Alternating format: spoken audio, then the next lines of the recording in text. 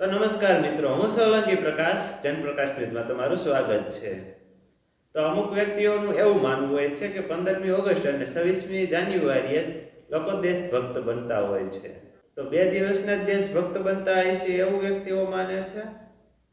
તો ના, ખરેખર એવી વસ્તુ છે જ નહીં કે 15મી ઓગસ્ટ અને 26મી જાન્યુઆરી દેશના લોકો દેશભક્ત બને છે, એવું છે જ નહીં। ખરેખર તો હકીકત બીજી જ છે।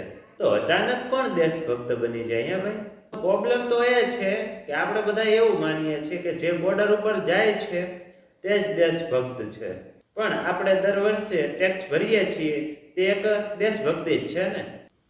અન્યાય થાય છે તો તેની સામે આપણે અવાજ ઉઠાવીએ છીએ, તેની સામે આપણે આંદોલન કરીએ છીએ, તે એક દેશભક્તિ જ છે।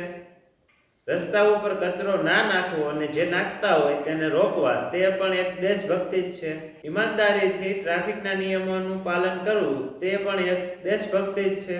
તો ભારતના તમામ લોકો પોતાના મૂળભૂત હકો અને તેની સાથે કાયદા કાનૂનનું પાલન કરે છે, તે એક દેશભક્તિ જ છે। એક વૃક્ષ વાવવું તે પણ દેશભક્તિ છે। પર્યાવરણને બચાવવું, પાણીને પ્રદૂષણ થતા અટકાવવું, તે પણ એક દેશભક્તિ છે। અફવા, ભડકાઉ ન્યૂઝને ના ફેલાવવી, તે પણ એક દેશભક્તિ છે।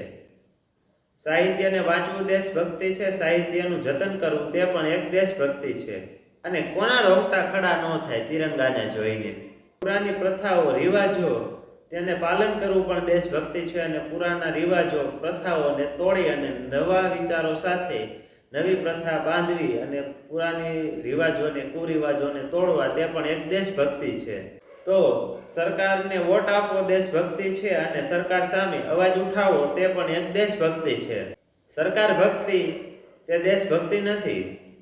સરકાર આવશે અને સરકાર જાશે, પરંતુ ભારતીય રહીને દેશને વફાદાર રહીને દરેક ભારતીય દેશભક્ત છે।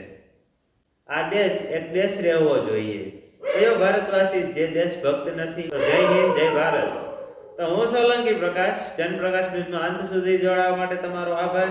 અને આવા નવા દેશભક્તિ અને દેશ માટે એક સારો એવો વિચાર અને દેશની હકીકતો આપણે આ વિડીયોમાં જોઈ, તો આપણે આવા નવા વિડીયો જોવા માટે અમારી ચેનલ જનપ્રકાશ ન્યૂઝને હાલમાં જ ફોલો કરો, સબસ્ક્રાઈબ કરો અને તેની સાથે અમારી ચેનલને સહકાર આપો। હું સોલંકી પ્રકાશ જનપ્રકાશ ન્યૂઝમાં આવા નવા ઇન્ફોર્મેટિવ વિડીયો લાવતો રહું છું, જે નોલેજ માટેના હોય છે, નોલેજેબલ હોય છે। તો અમારી ચેનલ જનપ્રકાશ ન્યૂઝને સપોર્ટ કરો, તમારા સહકારની જરૂર છે। તો હું સોલંકી પ્રકાશ જનપ્રકાશ ન્યૂઝના અંત સુધી જોડાવા માટે તમારો આભાર છે। Thank you for watching. Quality content માટે અમારી ચેનલ જનપ્રકાશ ન્યૂઝને હાલમાં સબસ્ક્રાઈબ કરો અને ભારતનો દરેક વ્યક્તિ જાગૃત બને તે માટે હું પ્રયત્ન કરતો રહીશ। જય હિન્દ, જય ભારત, જય જય ગઢવી ગુજરાત।